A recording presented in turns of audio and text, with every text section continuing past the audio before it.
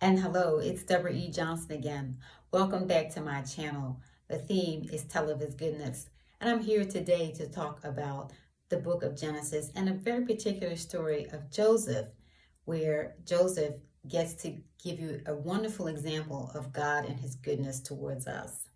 And so if you get to the book of Genesis, starting around the 37th chapter, it talks about Jacob, his father, and how he loved Joseph, and Joseph was his favorite, as they say, and he made Joseph a coat of many colors. And Joseph looked like he had it going on. He was a teenager and life was great. But his brothers were jealous of him. And therefore, when the brothers went to take care of the sheep and they seemed to be lost. And Jacob says, go find out where your brothers are. And Joseph goes to find where his brothers are. He finds them, and they are being jealous of him and all the attention his father has given him over the years. And so they end up putting him in a pit. One brother comes back to get him later on, but by that time, Joseph has been sold into slavery. How can that be the goodness of God, to be sold into slavery? But God had a plan for Joseph.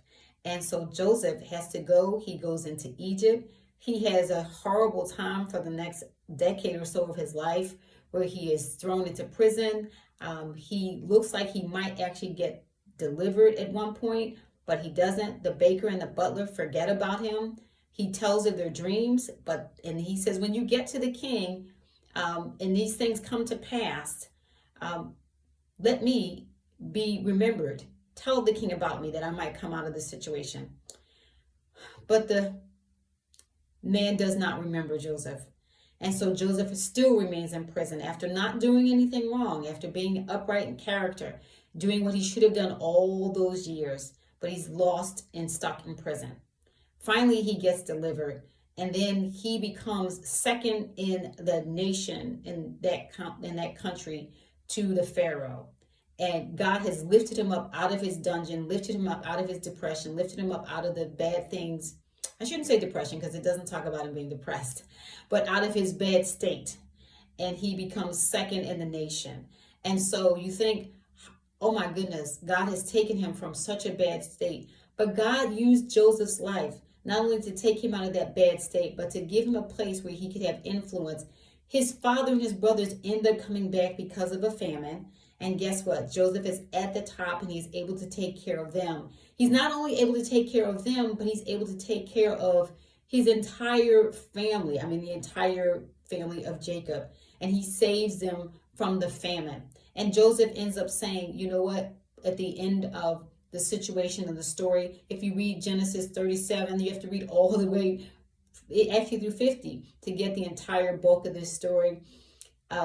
Joseph says, you know what, you meant it for bad, but my God meant it for good. My God meant it so that I could take care of our family, of our citizens, of our people, the entire tribe of Jacob, all of his children, all of his grandchildren.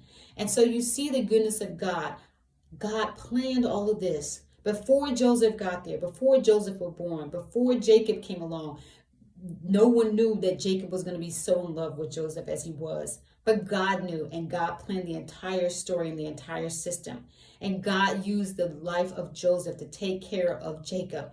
God used the life of Joseph to work out situations for generations of people to come. Because you remember, just as we have Abraham, Isaac, and Jacob, everyone who is loving God and serving God gets grafted in. Even though we might be counted as Gentiles, we get grafted in. And so all those many, many years ago, God used Joseph and his story and his life and his character to show us how he can take care of us. And he can take care of us not just for the moment, but he can take care of generations and generations of people to come through the life of one person. God's goodness to us. He's planning our life. He's taking care of our life. He knows what he's doing. So it is okay to think of God. If you can't remember other things at times in stress, think of the life stories. Think of the Bible stories and how God is able to use those to take care of people. And just as he did it for them, he will also do it for you. He will do it for me. He will do it for us. Think of Joseph and how great God is to take that one man and give him character and give him strength and give him fortitude and discipline. And he used all of that to take care of a nation. Tell of God's goodness to somebody today, because God is good and He is taking care of us, and He will continue to take care of us. Remember, tell of His goodness. Thank you so much for coming here today, being with me today. Please remember to share. Please remember to subscribe. Please remember to tell somebody else of His goodness, because God is worth it. And His testimony that you give is worth it for somebody else to hear. Talk to you soon. Debra, bye.